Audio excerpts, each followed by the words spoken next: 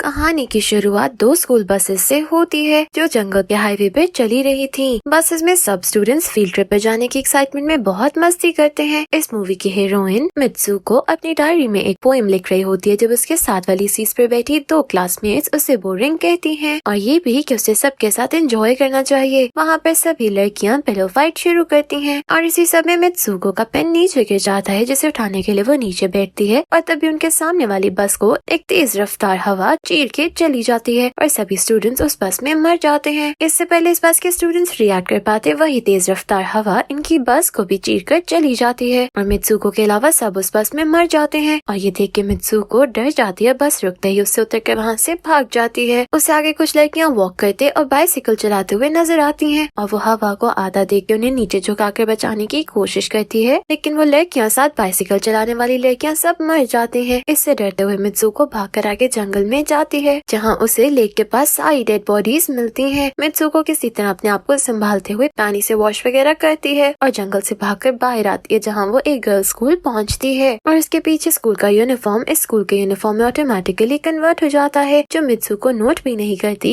उधर उसे अपने बचपन की दोस्त और गर्लफ्रेंड अकी मिलती है जो स्कूल में पढ़ती है। वो घबराए हुए अकी को सब बताने की कोशिश करती है लेकिन उससे कुछ बोला नहीं जाता। अकी को उसे काम डाउन करने की कोशिश करती है कि तभी हवा चलती देख के मित्सुको अकी को नीचे गिराती है, लेकिन उस हवा से किसी को कुछ नहीं होता। वो अकी को अपने स्कूल फेलोज के मर्डर का बताती है जिस पर अकी हैरान होकर कहती है कि वो दोनों एक ही स्कूल में तो जाती हैं, जो बात मित्सुको को बहुत अजीब लगती है क्योंकि वो दोनों अलग स्कूल्स में पढ़ती हैं। अकी के बाकी दो फ्रेंड्स सर और टाइको अकी को मित्सुको के नाम से छेड़ती है जिस पर वो प्राउड फील करती है। अकी मित्सुको को एक क्लास में ले जाकर उससे काम करने की कोशिश करते हुए बताती है कि मित्सुको को एमनीशिया है यानी भूलने की बीमारी, तभी उसे कुछ याद नहीं है और वो एक खिड़की खोलकर मित्सुको को बाहर की हवा महसूस करने का कहती है, जिस पे पहले तो मित्सुको को डर जाती है लेकिन अपना हाथ बाहर निकालकर जब वो फील करती है तो इससे यकीन हो जाता है कि जो भी उसके साथ हुआ वो उसकी कल्पना थी और कुछ नहीं। वैसे भी अकी के मुताबिक वो अक्सर औकात चीजों को भूल जाती है। अकी मित्सुको सर और टाइको मित्सुको का मूड ठीक करने के लिए लेक्चर बंक करके बाहर जंगल में एंजॉय करने जाते हैं जहाँ टाइको ने बताती है कि जो भी वो सोचते हैं उसी को हमारा ब्रेन सच मान लेता है। तभी लेक से एक बड़ा सा क्रोकोडाइल निकल कर टाइको पर अटैक करता है और जब बाकी तीनों से बचाने जाते हैं तो वहाँ कोई क्रोकोडाइल नहीं होता। टाइको ने यही कहती है कि ये सब उनकी इमेजिनेशन है जो उन्हें रियलिटी लगी। जब वो सारी पीछे मुड़ती है तो उधर मैट्रेस और पिलोस पड़े होते हैं और वो सब पिलो फाइट शुरू कर देती है। तभी मित्सुको को वहाँ एक कपल खड़ा नजर आता है और उसे लगता है कि ये पिलोस उनके हैं और उन्हें देने के लिए जब वो दोबारा ऊपर देखती है तो उधर कोई नहीं होता। टाइको कहती है कि अगर उन्हें लगे कि आगे कोई बचने का चांस नहीं तो उन्हें रियलिटी से हटके कुछ नया करना चाहिए, कुछ एक्सेप्शनल जिससे सब हैरान हो जाएं और ये बात मित्सुको को बहुत मोटिवेट करती है। स्कूल वापस आकर अकी और मित्सुको एक क्लास में से सर और टाइको दूसरी क्लास में लेक्चर लेने चले जाते हैं। मित्सुको को उधर वही पिलो गिरा हुआ नजर आता है और जब उसके बारे में अकी को बताने लगते तो अचानक से उनकी टीचर मशीन गन निकाल कर सबको शूट करने लग जाती है जिसमें अकी की भी डेथ हो जाती है। मित्सुको ये देखकर शॉक्ड हो जाती है तभी उसकी टीचर मित्सुको को शूट करने आती है। जब वहाँ सर और टाइको आकर उसे बचा लेते हैं और स्कूल से बाहर सब भागते हैं जहाँ बाकी टीचर्स ने भी ये सिलसिला शुरू किया था। उनके टीचर्स उन्हें लेक्चर बंक करने और लेट आने की वजह से शूट कर रहे होते हैं। टाइको मित्सुको को कहती है कि उसे यहाँ से जिंदा बचकर जाना ही होगा और उसी सब में सर और टाइको की भी डेथ हो जाती है। मित्सुको सबसे डरती हुई भागती है और एक टाउन में पहुँचती है जहाँ वो सबसे पहले पुलिस स्टेशन में जाकर ऑफिसर को सारा वाकया बताकर उन टीचर्स को अरेस्ट करने का कहती है, मगर वो ऑफिसर मित्सुको को काइको बुलाती है और उसे अपने ऑफिस में ले जाकर बिठाती है, उसे शादी की मुबारकबाद देती है जो मित्सुको को समझ नहीं आता और जब उसकी नजर शीशे पे पड़ती है तो वो बिल्कुल ही डिफरेंट पर्सन होती है। मित्सुको ऑल्सो नोन एज काइको हैरान हो जाती है तभी उसे वो पुलिस ऑफिसर अपनी गाड़ी में बिठाकर शादी के लिए चर्च लेकर जाती है। रास्ते में सब लोग काइको को देखकर रश डाल देते हैं जैसे वो कोई सेलिब्रिटी हो। चर्च पहुंचकर उसे चेंजिंग रूम में ले जाया जाता है जहाँ वो अकी को तैयार होता देख के बहुत हैरान और खुश दोनों हो जाती है। तभी उसे सब वेडिंग ड्रेस पहनने का कहते हैं और बताते हैं कि उसका ग्रूम उसका कब से वेट कर रहा है, जो सुनकर काइको रोने लग जाती है, कहती कि वो ये शादी नहीं करेगी क्योंकि वो तो अकी को पसंद करती है। तभी अकी उसे समझाती है कि वो रिलैक्स हो जाए और वो उससे बाद में सारी सच्चाई बताने का वादा करते हुए कहती है कि अभी के लिए वो ही करे जो सब कह रहे हैं। यानी अकी मित्सुको को पहचान गई थी और कहती है कि वो सब ठीक कर देगी और वो अकी की बात मानकर तैयार होती है। अकी वहाँ मौजूद सभी लड़कियों को जान से मार देती है और काइको को टूटी हुई वाइन की बोतल देती है जिससे वो अपना डिफेंस करेगी। काइको आयल पर वॉक करते हुए आती है लेकिन हाथ में फ्लावर्स के बजाय उसने टूटी हुई बोतल पकड़ी होती है और उसका ग्रूम स्टेज पर पड़े कॉफिन में होता है। वहाँ वहाँ सब पहले उसका वेलकम करते हैं, लेकिन एकदम से सब उसे ह्यूमिलिएट करने के लिए अपने कपड़े उतारने लग जाते हैं, जिससे काइको परेशान हो जाती है। ग्रूम कॉफिन से बाहर आता है जो एक खौफनाक सा क्रीचर है। उसकी बॉडी एक मैन की और फेस पैक जैसा होती है, जिसे देख के काइको डर जाती है। उसे सब लड़कियां वेडिंग का आखिरी रिचुअल यानी ग्रूम को किस करने का कहती है, मगर काइको उसको देखकर चीखें मारती है और फाइनली बॉटल यूज करते हुए ग्रूम का गला काट देती है और साथ मौजूद बाकियों को भी मारती है। उधर स्कूल के मैसेकर करने वाले टीचर्स भी आ जाते हैं और अकी टाइम पर आके काइको बचाते हुए वहाँ से भाग निकलती है। टीचर्स को उनका पीछा करता देख के अकी उन टीचर्स को डिस्ट्रैक्ट करती है और काइको को भागने का कहती है। काइको भाग कर जा रही होती है जब उसकी मुलाकात एक मैराथन रनर से होती है जो उसे